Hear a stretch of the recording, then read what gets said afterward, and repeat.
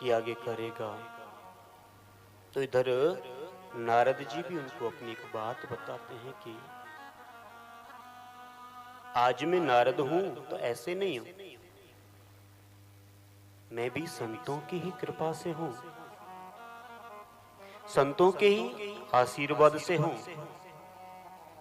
तो नारद जी जो हैं अपने पूर्व जन्म का वृत्तांत सुनाते हैं कि पहले मैं एक दासी का पुत्र था।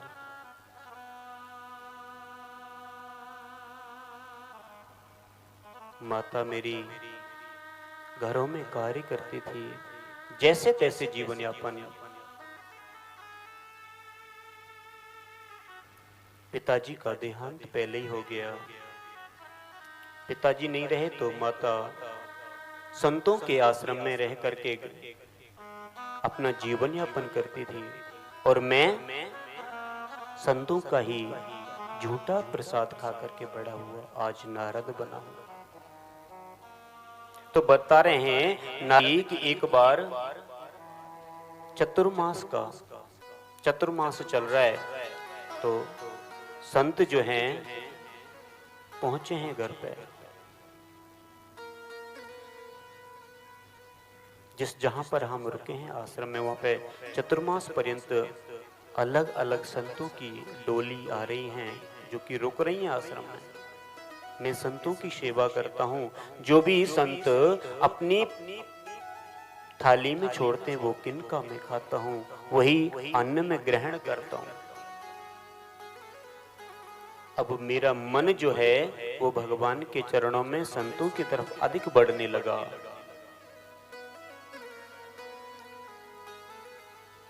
तो धीरे धीरे मैं बड़ा हुआ, तो हर कार्य छोड़ करके भगवान के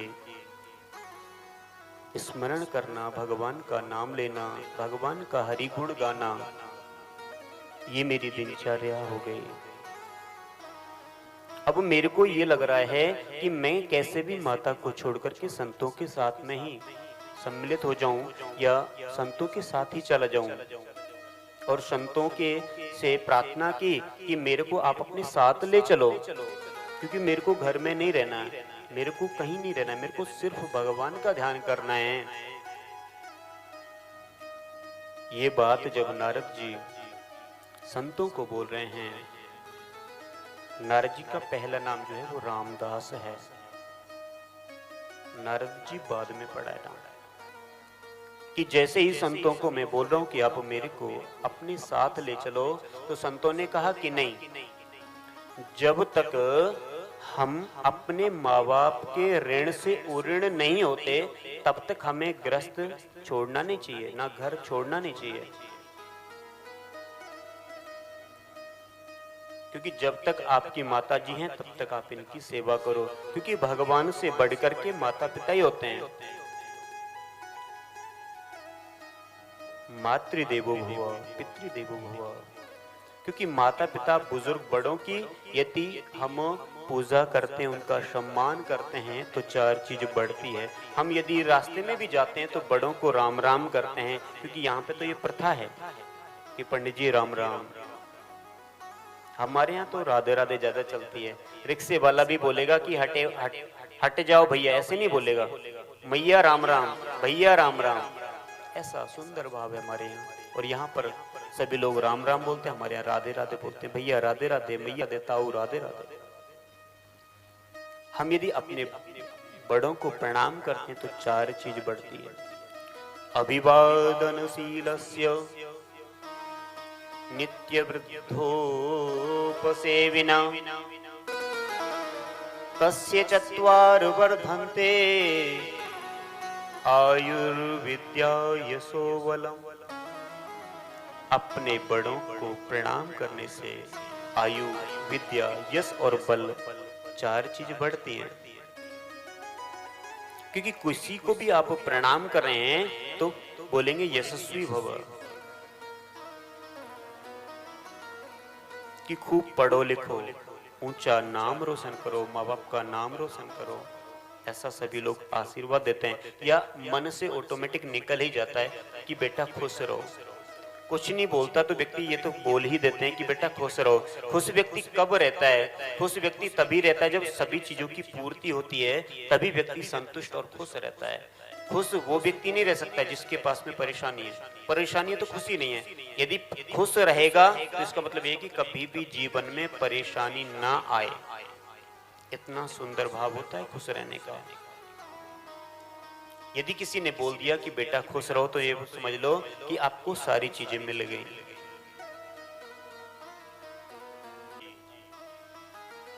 माता की सेवा करते हैं। एक बार माँ आश्रम में काम कर रही हैं तो संध्या के समय क्या हुआ कि माँ को एक सर्प ने डस लिया, उनका प्राणांत हो गया।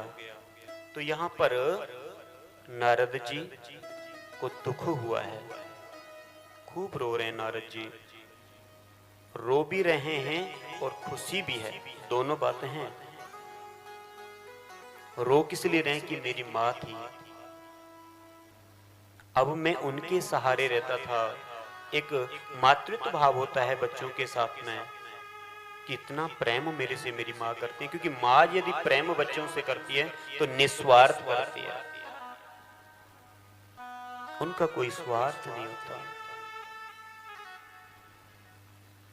जगत के अन्य लोग स्वार्थ से प्रेम करते हैं, लेकिन माँ ही एक ऐसी हैं जो कि निस्वार्थ प्रेम करती हैं आपसे। कि मेरी माँ छोड़ के मेरे को चली गई, ये दुख है। और खुशी कि कम से कम माँ नहीं है, एक तरीके से मैं भगवान का भजन तो कर सकता हूँ, हरि का नाम ले तो सकता हूँ। मेरे जीवन में कोई व्यवधान तो नहीं आएगा, कोई परेशानी तो नहीं आएगी।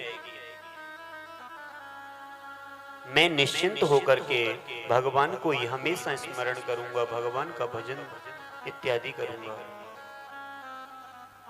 ऐसा भाव नारद जी के मन में आया है, वही भाव आज वेद व्यास जी को सुनाया नारद जी ने।